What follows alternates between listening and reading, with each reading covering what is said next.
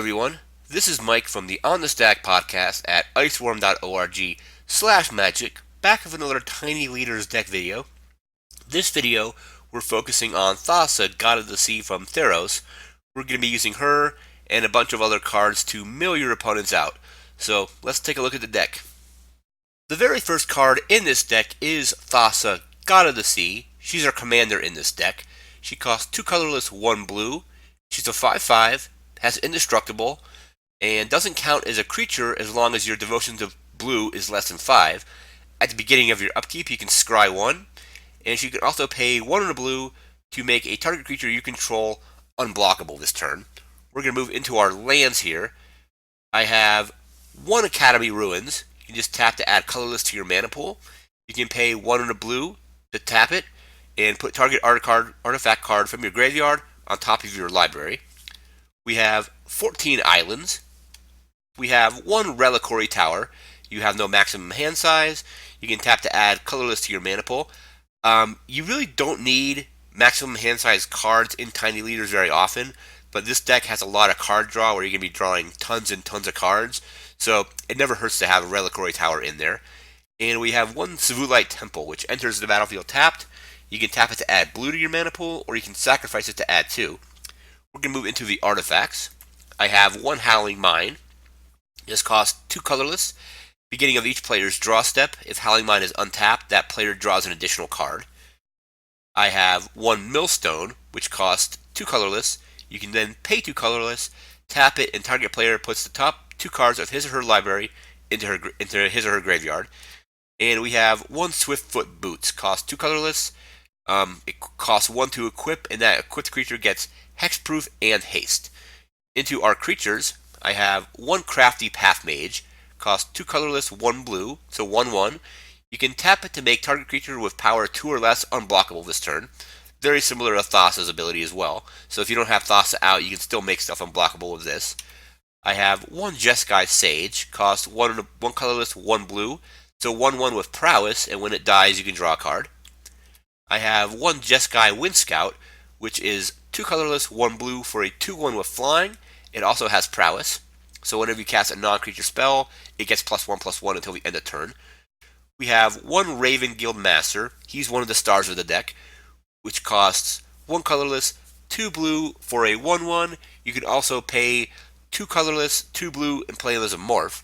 And whenever Raven Guild Master deals combat damage to a player, that player removes the top 10 cards of his or her library from the game. So we exile 10, and obviously you see where this is going. You make him unblockable with either Thassa or the Crafty Path Mage, and you're milling them or exiling 10 cards right away.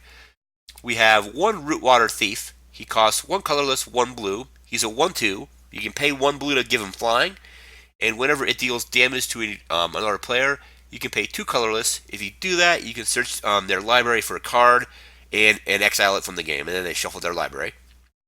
We have 1 Sage Owl for 1 colorless, 1 blue, so 1/1 with flying, and when it comes into play, you can look at the top 4 cards of your library and put them back in any order that you want. We have 1 Shriekgeist, cost 1 colorless, 1 blue, 1/1 with flying, and whenever it deals combat damage to a player, that player puts the top 2 cards of his or her library into their graveyard. I have 1 Sigil Starfish for 1 in a blue. It's a 0/3. You can tap it to scry 1, and it also makes a pretty good defender against low power creatures. We have 1 Spiketail Hatchling for 1 colorless, 1 blue, 1/1 flying. I can sacrifice this creature to counter target spell unless its controller pays an extra colorless. Into our enchantments, we have 1 Dictate of Crufix for 1 colorless, 2 blue, has flash at the beginning of each player's draw step. That player draws an additional card. Here we have 1 Evanescent Intellect for 1 blue, enchant creature. That creature gets the ability to pay 1 colorless, 1 blue, tap it, and target player puts the top 3 cards of their library into their graveyard. I have 1 Rhystic Study for 2 colorless, 1 blue. Whenever an opponent casts a spell, you may draw a card unless that player pays a colorless to prevent that. We have 1 Robe of Mirrors. Target creature cannot be the target of spells or abilities, so it essentially gains Shroud. And finally, the star of the mill is 1 Sphinx's Tutelage. 2 in a blue. Whenever you draw a card, target opponent puts the top 2 cards of their library into their graveyard. If they're both non-land cards that share a color, repeat the process. You can then pay 5 colorless and a blue to draw a card and discard a card. So this will trigger whenever a card is drawn for each card. So if you have Dictated Crucifix out, you're drawing 2 cards. So this will trigger twice, and then they put the top card of their library into their graveyard, and they put the next card into their graveyard. If those colors on those cards match, so if it's 2 blue spells, they do it again. If it's 2 lands, they stop. But since you have additional card draw, you're going to be triggering this whenever cards are drawn for you. And we're going to move into the card draw spells now with their instance. I have 1 Brainstorm, 1 blue, draw 3 cards, put 2 cards from your hand on top of your library in any order. So this will trigger Sphinx's Tutelage 3 times.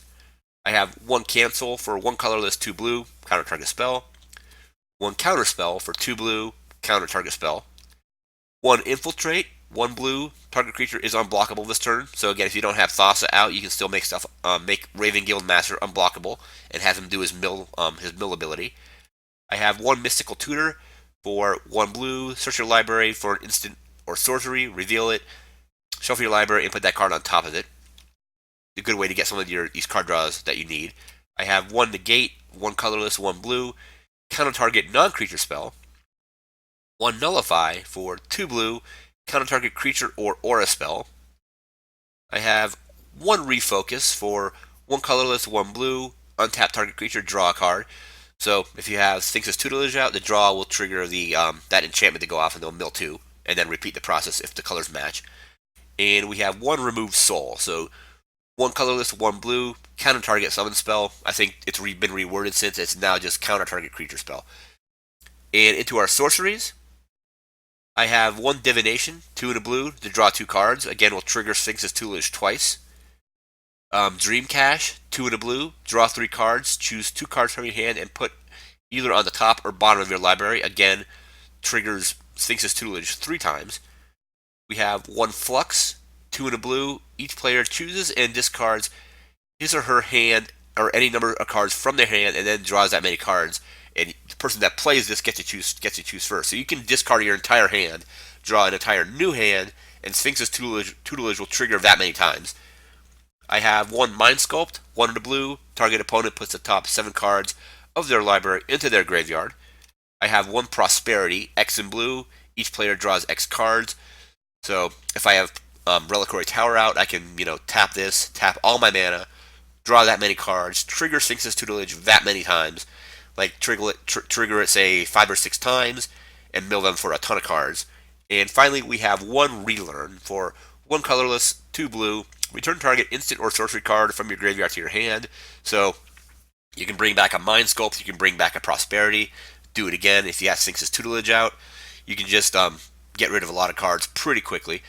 And also, even if you don't have the Sphinx's Tutelage out, you can just make your opponents draw and draw and draw until they can't draw anything else. You're also drawing too, but hopefully you have your Reliquary Tower out to where you don't have to go to a discard phase. Let me know what you think of this video. Leave a comment below.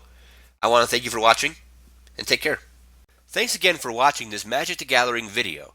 If you like this video, go ahead and hit that subscribe button. If you want to follow me on Twitter, hit the button right in the middle. And if you want to see more videos like this, click the button on the right.